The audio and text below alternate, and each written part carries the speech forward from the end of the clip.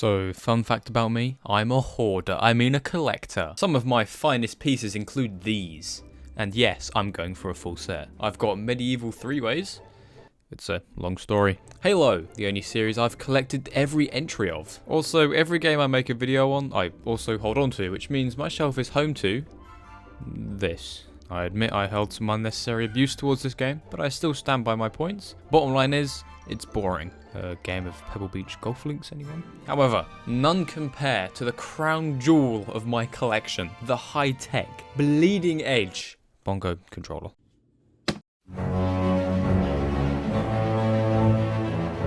Nintendo brought us the Wii and Switch, so they have a history of being weird and different in the pursuit of a new or revolutionary experience. I mean, the Wii's codename was The Revolution, so it's obvious what they're up to. I guess they really thought Wii bowling was going to alter the course of gaming. Though the weirdness didn't start with the Wii.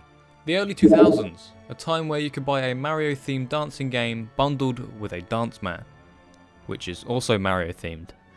Like this exists. A year earlier saw the DK Bongos, a controller shaped like bongos. I guess odd controllers were the thing in the GameCube era. Capcom's valiant contribution was a controller shaped like a chainsaw of all things.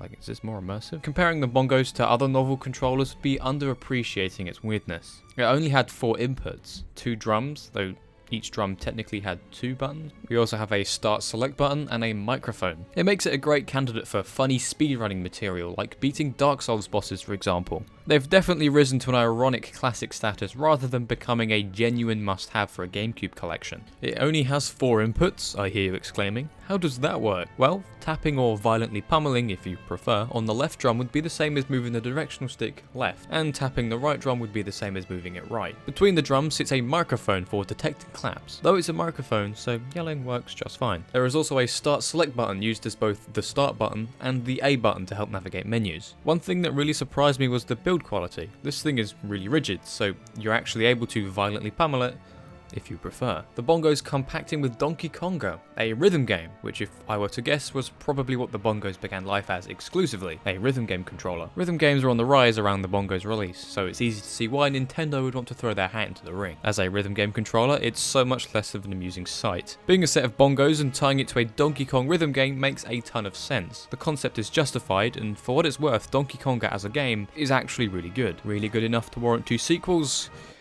Well, as you would imagine, you just hit the correct drum or clap at the right time, but like mentioned, it's just a microphone. So yelling, instead of ending the song when you miss too much, it keeps going all the way through to the end, regardless of your performance. Instead, you need to fill a meter by getting good hits. If you fill it past a certain point, then you win and get a badge. You have some Nintendo songs, like the Mario theme and the Smash Melee theme, and naturally the DK rap. The game also has licensed songs, like Don't Stop Me Now and I Want You Back. Commonplace for rhythm games, I know. It's just a game licensed by Nintendo with Donkey Kong on the cover having licensed pop songs just caught me off guard a bit is all. It's worth mentioning this game wasn't made by Nintendo. Instead it was developed by Namco, the same Namco that then merged with Bandai. So this game was outsourced. I mean, not really out of the ordinary for Donkey Kong. The DK Country games and DK64 were also outsourced, being developed by Rare. Apparently Nintendo just didn't know how to handle the Great Ape. Donkey Konga has a variety of modes, starting with Street Performance, where you can earn coins for playing levels. Coins that you then spend on other songs of a higher difficulty or different minigames. Challenge Mode tests how many songs you can play in a row, and for me that's barely 1.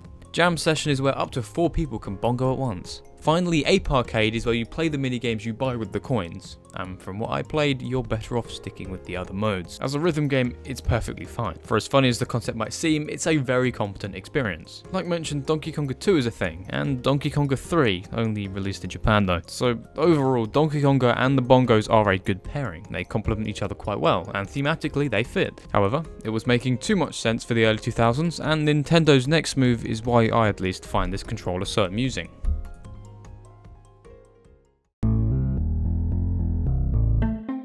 Enter Donkey Kong Jungle Beat, a platformer you play with bongos. You didn't mishear, and I've not gone insane quite yet. They took a 4-button controller, shaped like bongos, and designed a 2.5D platformer around it. Sounds like a disastrous, gimmick-ridden, awkward mess that sounds way too amusing to be real. At least that's what I thought. I'd still find it quite amusing though. I was pleasantly surprised with how much fun I ended up having. Using a pair of bongos started out as a weird and novel experience. Repeatedly tapping a bongo will send you in that respective direction. That's right, this game is not an auto-runner, which is what I assumed it was going in. Your attack and interact input is clapping, though it's a microphone, so yeah, hitting both bongos at once lets you jump. The challenges start simple, and as the game progresses it asks way too much out of someone controlling DK with a pair of bongos. Some of these later levels are no joke, but I'm getting ahead of myself. The aim of each level is to fluidly platform from start to finish without touching the ground, as well as collecting as many bananas as possible. This is to keep a combo going, and at the end you're scored on how many points you manage to rack up, from bronze, silver and gold medals. Each level requires a certain number of medals to unlock, so you'll be replaying some of these stages. So already this game is quite a bit different from the DK games that came before it, only sharing the collecting bananas part. Obstacles in this game are easy to avoid. Most of the time avoiding them is as easy as jumping or clapping at the right time. Helper monkeys are used a lot through these levels, used as a much larger jump or a mid-air jump for keeping those combos going. This game does have enemies, though they exist to ensure you keep that combo going. On long straights the game expects you to jump from enemy to enemy, and there is more pressure placed on you keeping that combo going rather than the enemies actually impeding you. For as simple as some of these levels are, it's quite difficult to keep a long combo going. It's also really hard on your hands for one, and two, it's pretty hard to predict what's coming up next. So this game is full of a lot of trial and error. It's unlikely you'll get a perfect combo first time around. Also, do not play this game for over an hour straight. My hands were in agony. There is so much damn clapping. This game does have boss fights, believe it or not, and pretty creative ones at that. I mean, we only have 4 bosses spread across 16 levels, so seeing the elephant again does get boring, but considering they had to create an engaging boss fight knowing full well you're using an instrument, they did a good job. Boss number 1, this boxing one. Clap to dodge and hit the bongo to attack. This is easily the hardest of the 4, especially in its later appearances. The timing seems very strict and it's not clear when you need to attack either, but other than that I'd say it's fine. Nice use of the bongos and something that actually works better with them. The second one is this bird. You have to launch at this egg and go to town on it. Probably the easiest. Next up, the elephant. You have to wait for it to attack and throw a bomb in its trunk. Then you can launch 4 more bombs to deal damage. This one is the least bongo friendly. You need to run over to the bomb and then run back to the right position before you throw it, all in a very tight time limit. A piece of cake with a controller, sure, but with these things, no. Lastly, we have this hog. You need to parry the electric melons and then pummel it. This is fine. This game has 16 kingdoms, each home to 2 levels and 1 boss fight. So overall that's 48 unique levels. How far did I make it? Alright, let's just say, hypothetically, I don't have a GameCube memory card, and that, hypothetically, somehow the Wii I was playing it on was unplugged before I could finish. Regardless, this game is about a 4 to 5 hour experience, which is fine, but out of the 3/4 of the game I finished, ideas were running very thin. The same things were cropping up multiple times, only now there's more of those things, so it's more difficult or something. It just started to get stale. The levels start out fun, and I was impressed with what this game has to offer, considering you're playing with bongos, but after the halfway mark it starts to feel repetitive and there isn't much new the game throws at you. It's harder, but only because it throws a higher quantity of things at you, like a really tall wall climbing section or a lot of helper monkeys. Also, the underwater levels are really odd. That's all I have to say regarding that. The anger will remain pent up. Trust me, it's better this way. The platforming does get a little bit tighter with its error margins, meaning it's way easier to screw up, and I mean, that's how difficulty scaling works in most platformers. But may I remind you, I am playing with a pair of bongos. It does get a little frustrating. Using a regular GameCube controller would absolutely make this game very easy, due to how simple a lot of the sections are. But with these bad boys, making very slight movements left or right are almost impossible. You can just hold the bongo to move slowly left or right, but Donkey Kong starts moving with such a delay, which made this spider section not fun.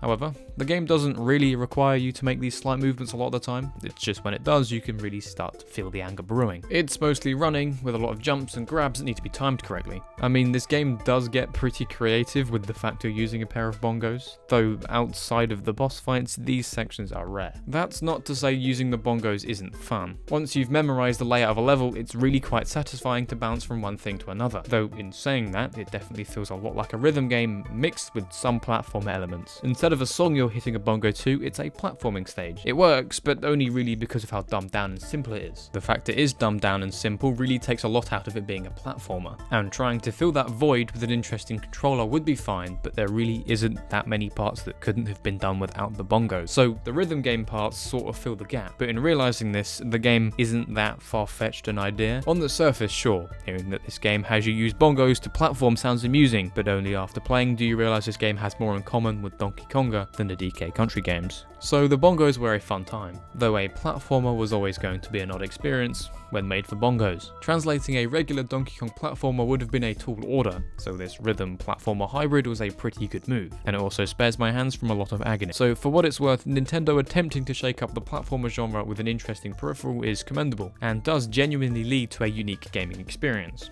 Though I can't help but think how much better Donkey Konga turned out comparatively. It's clear that the bongos work best as a rhythm game controller, and DK Jungle Beat's blend was cool and novel, but not something I ever see myself itching to return to. There's still a few clunky elements and a few bits that frustrate me. It's not the smoothest gaming experience. It's obvious there were some kinks when trying to translate a platformer to work with bongos. Donkey Konga, however, I thought was a near perfect experience, relatively. The bongos actually make some sense when paired with Donkey Konga and isn't frustrating to play, and I will almost certainly be returning to Donkey Konga in the future. DK Jungle Beats, however, will remain a dusty relic of my collection.